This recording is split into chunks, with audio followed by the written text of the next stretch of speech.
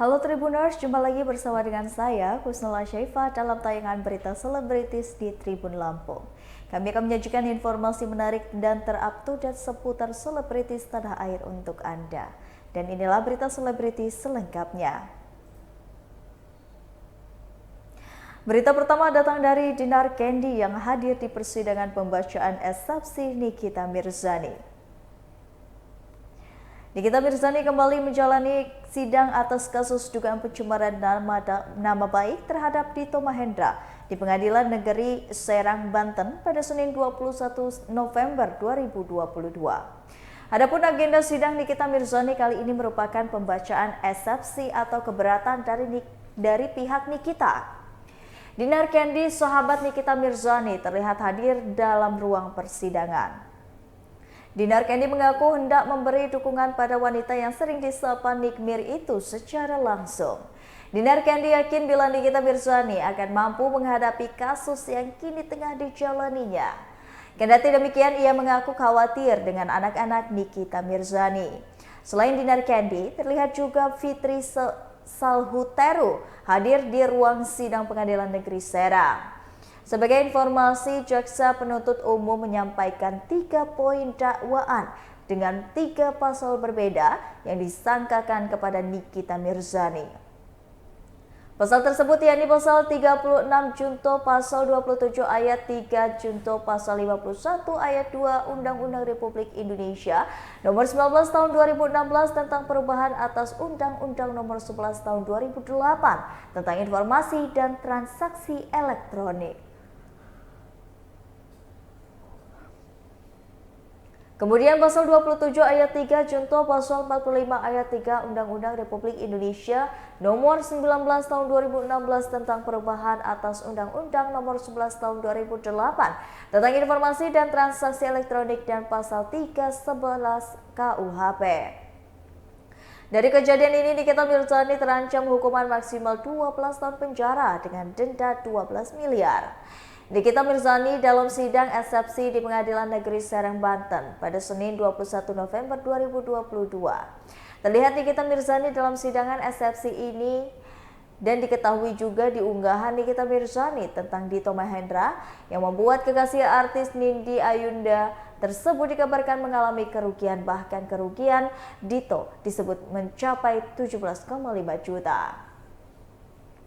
Hal ini lantaran Dito gagal melakukan transaksi sepatu Hermes pada rekan bisnisnya akibat unggahan Nikita Mirzani. Berikut wawancara dengan Dinar Candy. Kayak satu tempat hiburannya yang undangnya sama. Makanya kayak anjir masuk terus diri ya. Serius lagi banyak banget kasihan makanya. Mungkin yang rugi malah. Kan yang ini katanya dirugikan kan pihak sana. Dan itu kayak gitu masuk dirugi lagi. Neng, tapi kan sempat kemarin-kemarin berseteru di atas ring ya. Nah, terus tiba-tiba memberikan support gitu. Mungkin alasannya kenapa? Waktu di atas ring itu setelah pertandingan kita tuh udah peluk-pelukan, udah chat-chatan. Chat-chatan biasa kayak Neng, maaf ya kalau tadi kepukul, kalau tadi ada yang sakit atau apa, langsung chat-chatan. Kita langsung kayak kita kan bukan orang ya kalau kalau tanding di ring kan beneran emangnya juga, cuman kalau udahnya ya udah ngapain kita mau ribut-ribut. Iya. Sempat bawain makanan gak sih? Nah, Kemarin-kemarin beberapa kali kan aku ngecat Maia, ngecat Bu Fit juga belum bisa katanya kayak gitu. Dari kemarin mau bilang tuh kayak aduh gimana ya, ngecatin mulu ke Bu Fitri kayak. Terus kata Bu Fitri nanti aja Neng sama aku datang. Terus aku semalam juga nanya Bu udah datang aja, tanya aja dia mau dibawain apa gitu. Nanti aku mau nanya dulu ke panitia mau dibawain apa terus kirim. kaget gak sih tahu tiba-tiba kasusnya ini langsung berjalan cepat gitu? Biasanya kan dia enggak, kirain mau damai-damai aja kok masuk lagi banyak-banyaknya kerjaan lagi. Sebenarnya dia tuh udah nggak butuh, Guru Hara tuh nggak butuh, maksudnya tuh nggak butuh kayak gitu. Itu udah banyak kerjaannya, dia udah jadi pembisnis juga, udah nggak butuh apa ya Guru Hara sebenarnya.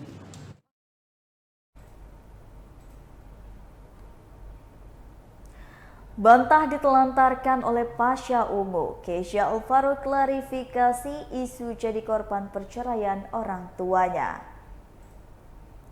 Baru-baru ini, anak Pasha Ungu, Keisha Alvaro, sempat menjadi sorotan publik usai curhat mengenai masa kecilnya yang menjadi korban perceraian orang tuanya.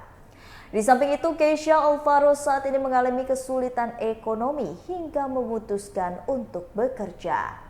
Namun Keisha Alvaro membantah dirinya ditelantarkan oleh Pasha Ungu. Keisha Alvaro mengaku dirinya hanya kehilangan sosok seorang ayah di hidupnya. Beruntung saat ini sang nenek selalu mendampingi dirinya dan mengisi kekosongan dalam hidupnya. Usai viral, Keisha Alvaro mengungkapkan bahwa Pasha Ungu tidak marah sama sekali dan memintanya lebih berhati-hati dalam berbicara. Pasalnya, perkataan bisa menyebabkan kesalahpahaman dari tiap orang yang mendengar. Berikut wawancara dengan Keisha Alvaro. Keisha, lagi sibuk apa sekarang? Sekarang belum ada sih. Kita lagi mau workshop buat lagu kedua. Insya Allah tahun depan lebih rilis lagi. Terus nanti bakal ada film juga, semoga aja jadi gitu. Karena kan udah lama juga nggak masuk film. Terakhir baru tahun ini yang kemarin The Just The Movie. Sekarang mau film lagi, terus bisnis makanan masih jalan. Terus tahun depan juga insya Allah mau masuk. Sinetron udah enggak? Sinetron ada satu sebenarnya cuma nggak tayang. Maksudnya nggak telat-telat banget lah lulusnya. Terus juga lancarin public speaking juga buat berkomunikasi sama yang SMP gitu. Kalau kuliah ya masih bisa nyambi-nyambi lah kalau kuliah lah. Jakarta atau di luar negeri? Kalau nggak Jakarta, karena kalau kuliah mungkin lumayan besar ya gitu. Nah aku juga masih banyak yang harus dibeli. Jadi untuk kuliah masih ayah. Keisha, apa? Iya, yang kemarin itu Keisha yang kamu bikin podcast katanya kayak ditelantarin, nggak diurus, itu gimana? Jangan ditelantarin, lebih ke nggak ada sosok ayah aja waktu itu. Karena kan habis divorce juga, terus juga aku masih lagi kesel waktu itu. Dan cerita itu pun aku ceritain karena emang sekarang udah aman-aman aja gitu. Jadi heran lah kalau orang yang masih malah jadi memperdebatkan soal itu karena emang udah beres masalahnya. Kalau belum beres gak bakal aku ceritain gitu. Itu waktu kamu usia berapa sih? Itu dulu usia 6 tahun. 2009 5 tahun. Umur 5 tahun sampai 2020. Tapi saat itu kamu banting tulang juga sendiri katanya. Banting tulang tapi bukan tulang punggung keluarga karena kan waktu itu udah ketemu Papa Gunawan juga kan. Jadi kita 50-50 lah. Aku syuting buat bantu keperluan rumah sama buat aku sendiri juga. Begitupun Papa Gunawan. Itu emang Keisha yang mau atau kayak gitu? Oh emang aku yang mau lah, gak ada paksaan sama sekali mau dari pihak ayah atau bunda gak ada paksaan sama sekali. Karena emang aku pada dasarnya juga bukan orang yang suka minta-minta gitu. Dalam arti aku pengen punya barang yang emang aku dapetin dari hasil kerja aku sendiri, nggak suka minta. Kalau mungkin sekarang aku bisa aja gitu, yaudah ya beli rumah, ya pak beli mobil beli ini, nggak usah kerja lagi lah, bisa. Cuman siapa nikmatnya hidup gitu, apa asik yang nggak seru gitu loh kalau segampang itu. Apa sih membuat Keisha waktu itu nih, cerita waktu itu akhirnya Keisha merasa ditelantarkan sama papa ketika itu? Emang kejadiannya seperti apa gitu? Apa emang papa nggak nafkain atau papa nggak pernah pengen ketemu? Aku waktu itu nggak ada ngomong ditelantarkan, lebih ke itu aja, lebih nggak ada sosok ayah aja waktu itu. Dan untungnya waktu itu ada penggantinya yaitu nenek, almarhumah nenek, ada penggantinya yang menggantikan sosok ayah gitu. Tapi saat itu berat nggak sih Keisha ngejalanin pekerjaan di balik bayang-bayang ayah gitu? Oh berat lah pasti. Nah, Berat. Aku juga sampai sekarang aku masih bilang aku terjun ke dunia entertain juga gara-gara ayah gitu. Makanya sekarang aku berusaha ya seenggaknya ada nama lain lah, nggak cuman anak Pasha Ungu tapi kita bisa bikin nama baru. Gimana responnya ayah ketika kamu kerja, terus kamu curhat di medsos gitu? Ayah nggak ada marah sama sekali sih. Ayah cuma bilang ya lain kali hati-hati aja karena apa yang kita sampaikan kan belum tentu sama penyampaiannya ke orang yang mendengar gitu. Lain kali lebih hati-hati. Tapi komunikasi itu sudah mulai membaik di usia kamu berapa, Keisha?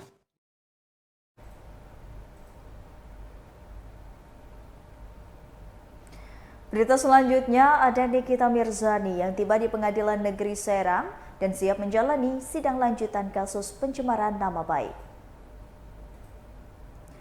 Terdakwa artis Nikita Mirzani menjalani sidang lanjutan kasus dugaan pencemaran nama baik di Pengadilan Negeri Serang, Banten pada Senin 21 November 2022. Adapun agenda sidang Nikita Mirzani kali ini merupakan pembacaan eksepsi atau keberatan dari Nikita. Wanita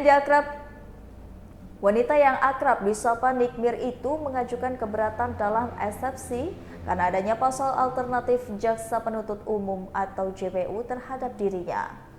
Berdasarkan surat penetapan perencanaan sidang Nikita Mirzani ini dimulai pukul 9 pagi.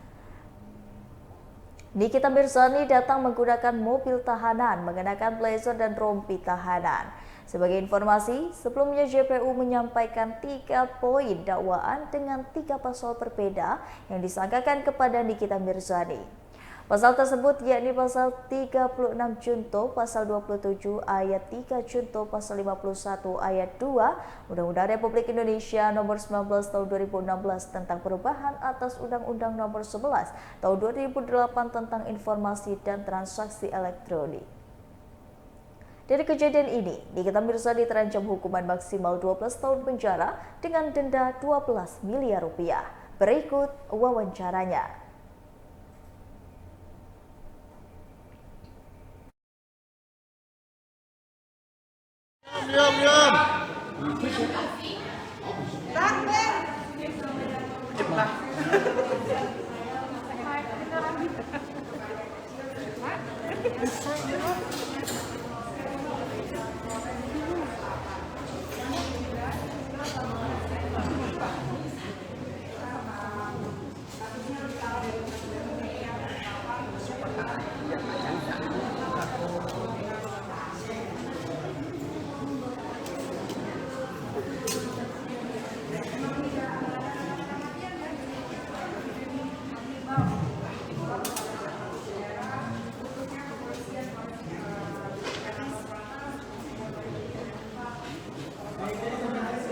Kan Niki tadi nangis, kenapa? Kan Niki tadi sedih, kenapa? Kan Niki tadi sedih?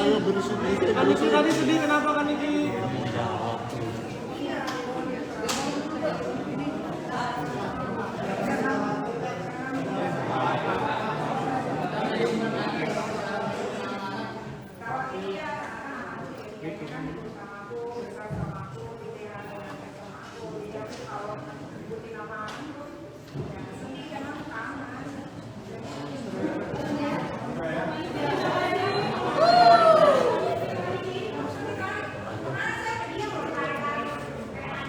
Berdebah.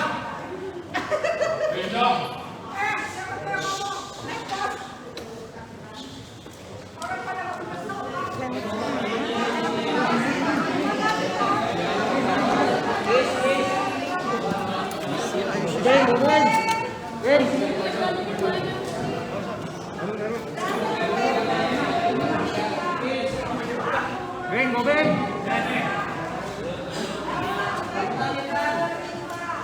Tengah, Ben. Depan aja, Bang. Wah.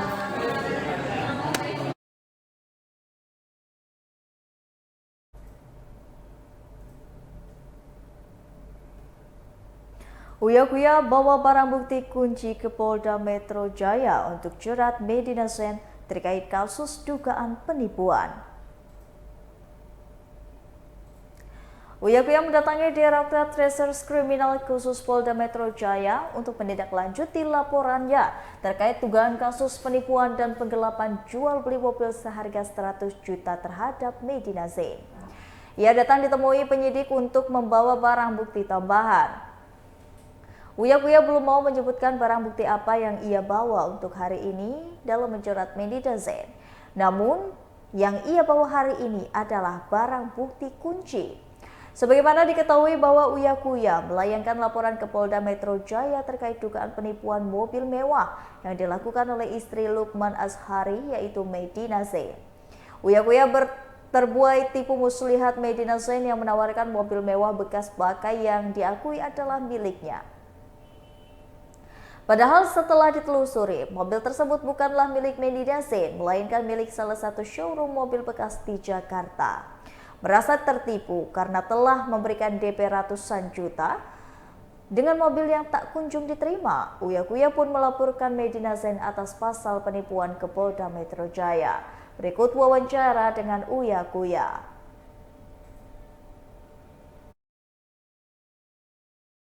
Bisa kasih tahu di sini, ini bukti ini sangat penting sekali gitu kan. Video atau foto atau Benda lah, benda.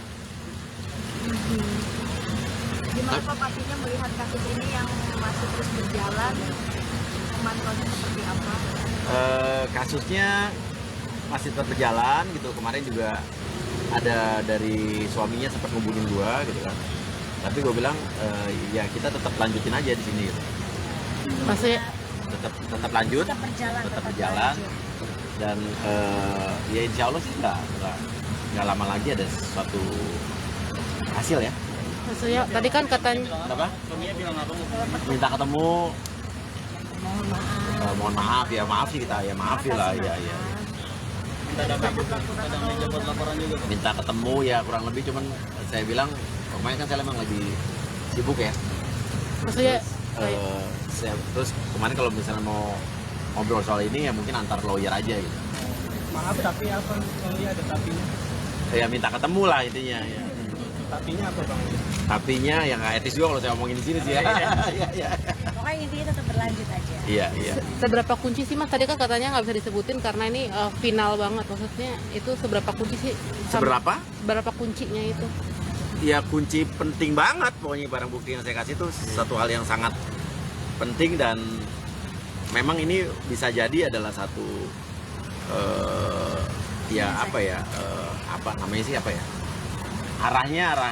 arah baru lah gitu ya. Ya mungkin ya bukan hanya penipuan tapi ada sesuatu hal yang ini bisa menjerat ke satu hal yang lain lah gitu. Oh berarti ini beda nih. Iya. Untuk adanya pasal lain. Ya mungkin gitu. Bang, tapi misalkan MZ mau ngebalikin uangnya, Bang Uya tetap cabut laporan apa lanjutin? Lanjut lah kan, dari dulu kan kalau mau balikin harusnya dari dulu ya.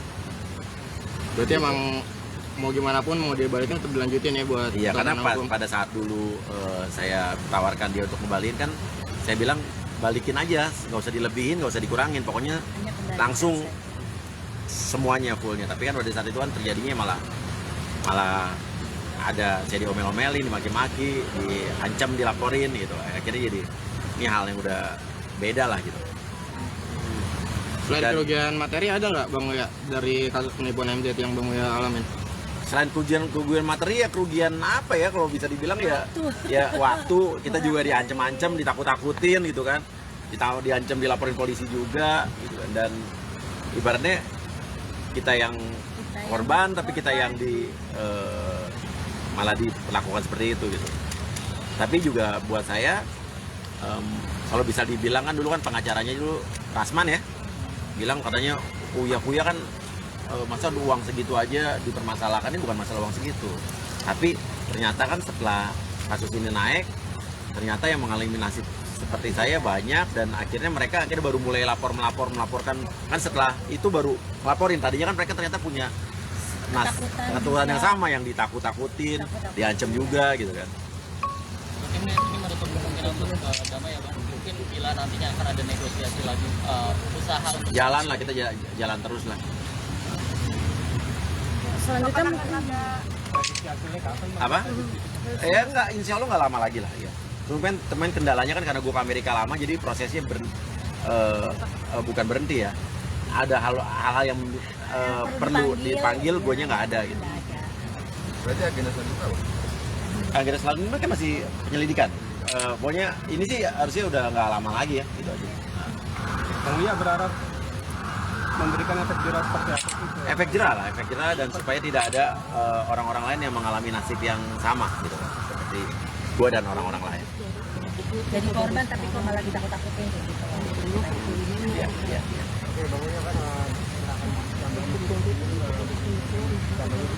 Kenapa? Oh iya, file ada dan barang bukti, benar barang bukti. Iya. Barang bukti. Bang Uya, kenapa mungkin barang bukti ini baru diserahkan?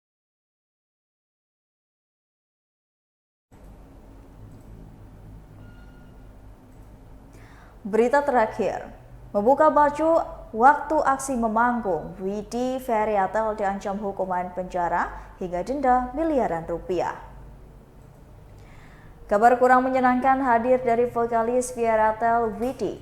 Pasalnya pelantun lagu Dengarkan Curhatku itu dituding melakukan aksi pornografi dan diancam hukuman penjara setelah melakukan pembukaan baju saat manggung. Aksi ini dilakukan oleh Widi Feriatel saat manggung pada bulan Oktober lalu di Palu, Sulawesi Tengah.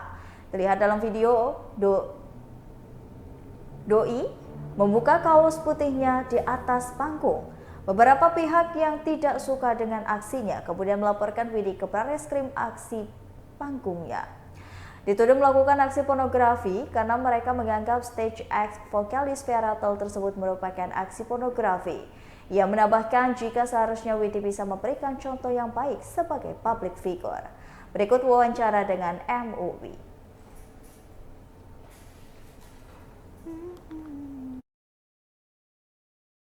Kalau nanti menanggapi tanggapan dari MUI, konsultasi dari Pak Jainul tentang konsernya si Widi di Palu, dan gimana menyikapi hal ini dari pihak MUI sendiri? Ada dugaan pornografi.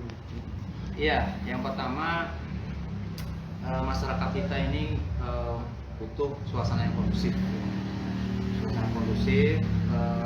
ketenangan, suasana global juga, terutama resesi ekonomi. Nah itu MUI meminta agar semua pihak itu jangan mudah membuat gaduh, jangan membuat suasana yang tidak kondusif. Nah oleh karena itu aksi ataupun show yang membuat suasana tidak gaduh di masyarakat itu ya bagi MUI hendaknya jangan lagi dilakukan. Apalagi kalau memang aksi tersebut, kalau kita amati di media itu kejadiannya di Palu. Di Palu kita bisa merasakan lah bahwa daerah tersebut kan pasca bencana dan recovery-nya itu lama. Recovery bencana terutama dari aspek psikologi itu saya merasakan lama, itu nggak cukup setahun 2 tahun. Jadi ada aspek traumatiknya. Nah, jadi saya berharap harus ada sensitivitas perspektif traumatik itulah bagi public figure. Siapapun dia itu, apalagi artis gitu kan. Itu baru satu aspek. Nah, kemudian masalah akhlak, masalah moral. Ya, kita ini nggak bebas nilai. Indonesia ini kan negara yang menjunjung tinggi kehidupan agama, menjunjung tinggi adat istiadat ketimuran. Ya saya berharaplah bahwa siapapun dia, artis atau public figure, harus mengindahkan hal itu. Ya harus akhlaknya juga harus melihat, menghargai adat istiadat, menghargai akhlakul karimah. Kalau enggak, makin rusak generasi muda kita. Maka dari itu saya berharap Majelis Ulama sebagai salah satu tugasnya itu adalah irsyadiyah, yaitu membimbing masyarakat, membimbing negara, bangsa, masyarakat apapun dia, itu hendaknya pihak-pihak tersebut sering-seringlah minta bimbingan dari para alim ulama, cerdik pandai, agar perilaku di forum eksternumnya itu benar-benar sesuai dengan baik kaidah hukum ataupun adat istiadat dan akhlakul karimah itu sendiri. Jadi harapan MUI 2 hal itu. Adakah kayak peraturan yang akan dikeluarkan dari MUI, maksudnya menindaki terkait dugaan pornografi ini?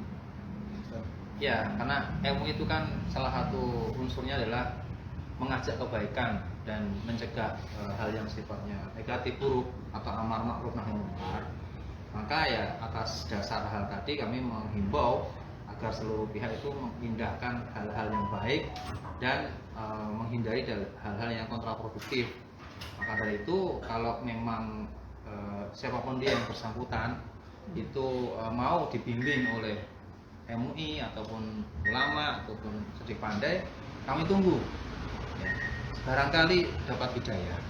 Karena bagi wilayah MUI itu kan di wilayah irsyadiyah, wilayah bimbingan, wilayah bagaimana memfasilitasi, membimbing masyarakat siapapun dia, kalau dia ingin memiliki keinginan untuk berjalan ke track yang benar, baik secara konstitusi, regulasi ataupun akhlak, kami siap membimbing.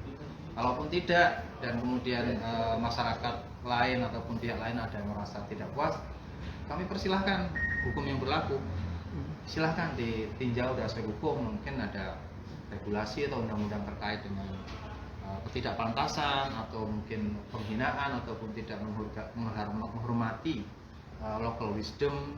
Apalagi sekali lagi yang ditegaskan harus memiliki perspektif kebencanaan, perspektif traumatik di wilayah-wilayah tertentu yang itu memang, bahkan kalau perlu saya menghimbau yang bersangkutan suruh tinggal di sana deh untuk beberapa waktu untuk merasakan, jadi tinggal di sana merasakan bagaimana hidup tinggal di tengah-tengah daerah yang pasca bencana. Silakan. Gitu. Artinya dari MUI sendiri bisa dibilang berterima kasih juga atas aduannya ya, karena kan MUI juga nggak bisa mengetahui seluruhan di Indonesia. Ya, jadi MUI itu salah satu tugasnya itu khodimul ummah, aduan. Jadi namanya khodimul ummah itu pelayan umat. Jadi umat atau warga negara silahkan mengadu apapun ke MUI, karena tugas ulama itu ya harus siap untuk diaduin, harus siap untuk dilapor berbagai macam keluhan warga negara. Ya, karena salah satu sifat ulama adalah al-arif bihali ummatihi. Ulama itu ya harus mengetahui denyut nadi kehidupan dan kebutuhan umatnya gitu. Apalagi satu sisi juga menjadi sodikul hukuman, jadi mitra pemerintah. Kalau memang itu untuk penegakan hukum.